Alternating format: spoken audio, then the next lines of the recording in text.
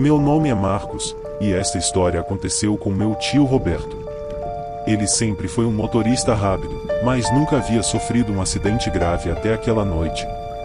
Aconteceu na única estrada que leva ao nosso bairro isolado, uma estrada que conhecemos desde sempre e onde cada acidente é trágico.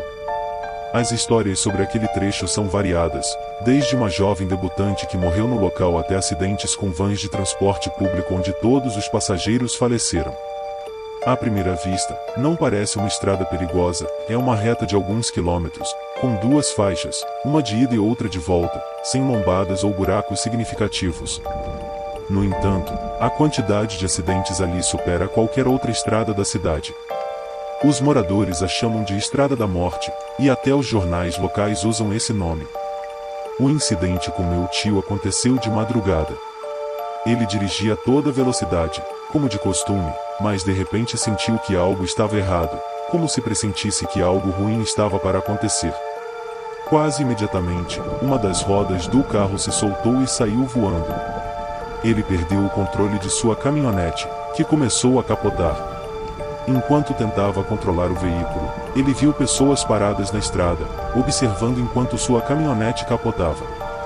Eram homens, mulheres e crianças, todos imóveis e ensanguentados.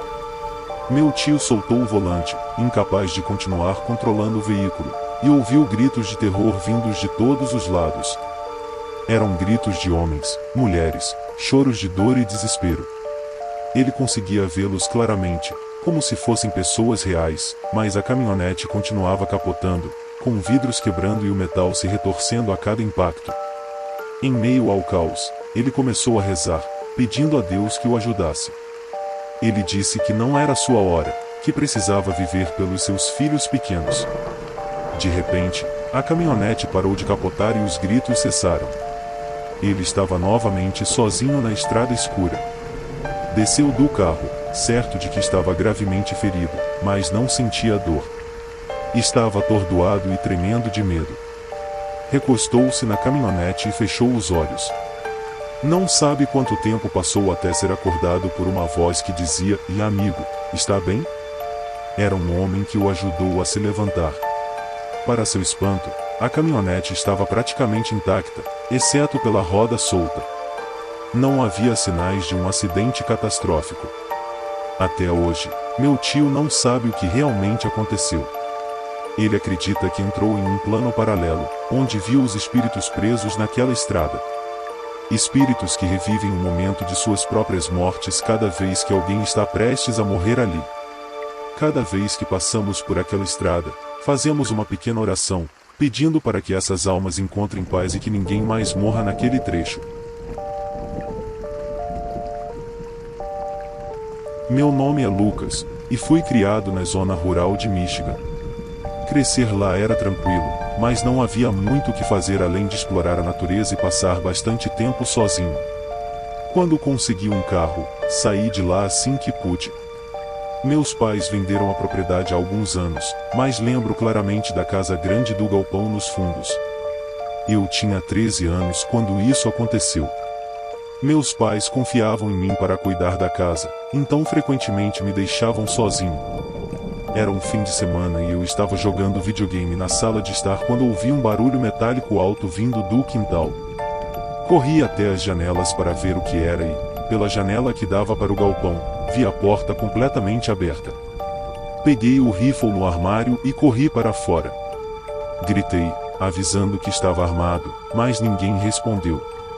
Aproximei-me cautelosamente do galpão, sabendo que alguém poderia estar escondido lá dentro. Fechei a porta do galpão e voltei para dentro da casa, sentindo-me inquieto. Liguei para meu pai, mas ele não atendeu. Decidi esperar na sala, observando a porta do galpão pela janela. Momentos depois, ouvi rangidos vindos do andar de cima. Meu coração disparou. Peguei o rifle novamente e subi as escadas. A luz do corredor estava acesa, e havia 5 portas fechadas. Ajoelhei-me e olhei pela fresta da porta do quarto dos meus pais. Vi 2 pés descalços virados para o outro lado do cômodo. Senti um nó no estômago. Levantei-me rapidamente e desci as escadas, escondendo-me no banheiro para ligar para meu pai novamente, mas ele não atendeu. Desesperado, liguei para a polícia. Os passos se aproximaram do banheiro, e uma voz rouca disse: "Ei, garoto." Quase chorei de medo.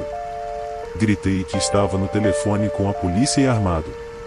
A operadora da polícia pediu para eu ficar quieto, mas o homem tentou abrir a porta do banheiro.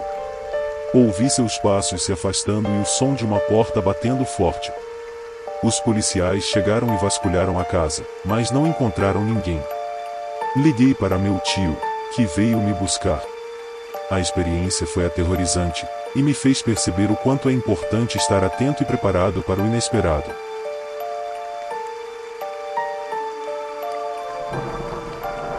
Meu nome é João. E eu tinha 18 anos quando meus pais saíram para uma viagem de uma semana para comemorar seu aniversário. Minha irmã já havia se mudado, então fiquei responsável pela casa. Nossa propriedade é cercada por uma floresta densa, com uma estrada de terra que leva à estrada principal.